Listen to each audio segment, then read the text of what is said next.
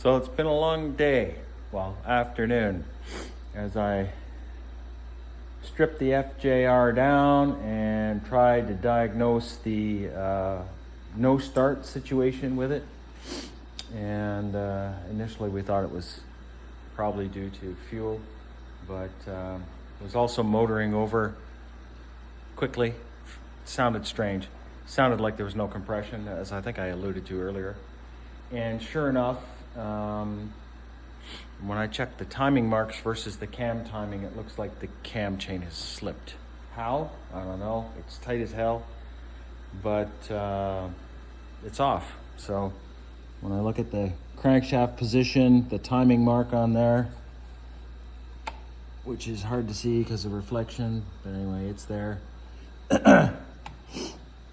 And when I put the number one cylinder at top dead center, which it's not right now, but if I back the motor up just a little bit, it'll be at top dead center. The timing mark is up here when it should be horizontal. So we're off probably 40 degrees.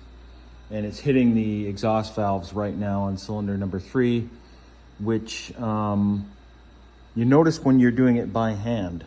When you turn it over by hand, you can feel the resistance. It comes up metal on metal, but the starter, it would just rip it right over, no problem. So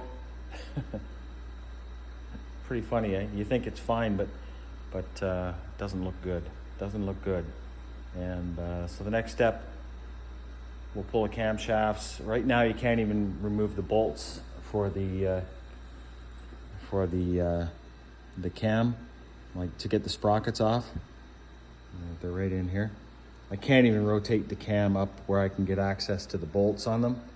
So it kind of creates a bit of a dilemma to remove the camshafts, allow the valves to close, and then that will allow the engine to turn freely.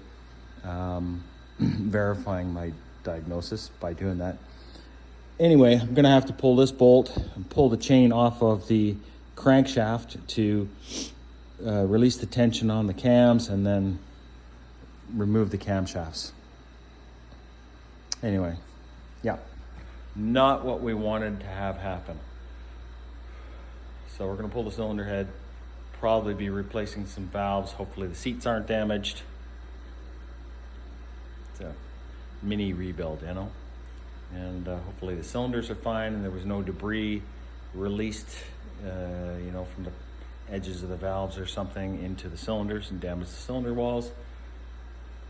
And yeah, so this is part 3 of the series. The series is gonna be longer than we thought, which I guess maybe that's good for you if you like watching this kind of thing.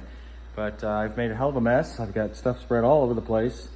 I didn't find any other real issues except for the wiring was a bloody mess, so we cleaned that up and that's all good. Of course, on top of all that, we still need to do, you know, a fork rebuild.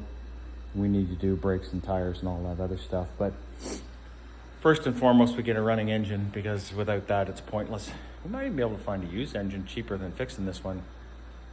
It's worth a look. We'll have a look and we'll let you know. Anyway, I'm gonna sign off. It's like 9:30 at night. I've been dinking around with this for probably 6 hours, which is about 5.5 hours too long. And like even Heidi has had enough, haven't you? Look at, she's yawning. You've had, oh, you're so loyal.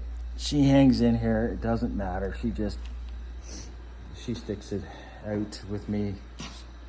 Doesn't matter what I'm doing, she's right here. Anyway, folks, thanks for watching. Write a comment, an opinion, tell me about the weather, tell me what you're fixing, and send me some sympathies, and I'll shoot another video as soon as I've got something to share. Okay? Have a good night.